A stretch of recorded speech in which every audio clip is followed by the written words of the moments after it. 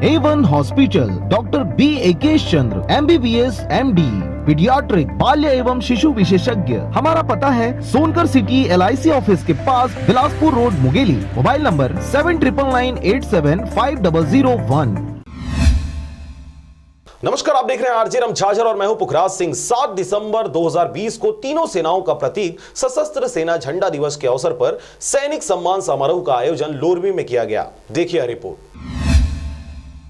खबर है मुंगेली जिला के लोरमी क्षेत्र का, जहां पर सशस्त्र सेना झंडा दिवस 7 दिसंबर यानी सोमवार को मनाया गया। 7 दिसंबर यानी सोमवार को सैनिक सम्मान समारोह का आयोजन रखा गया। नेहा पब्लिक स्कूल, ग्राम पंचायत तुलसा घाट में इस कार्यक्रम का संचालन किया गया, जहां लोरमी के पूरनदास तिलमबाई जन सेवा समिति लोरमी समाज सेवा संस्था द्वारा देश की तीनों सेनाओं का प्रतीक सशस्त्र सेना झंडा दिवस 7 दिसंबर 2020 को देश के सैनिकों का सम्मान समारोह का आयोजन किया गया। जब से लोरमी में विद्यालय संचालित हुआ है, तब से इस कार्यक्रम का मेन उद्देश्य ये है कि देश के हर नागरिक को एक सेना के प्रति सम्मान को जगाना है, ताकि उनके द्वारा हर सेना के आदमी का सम्मान किया जा सके।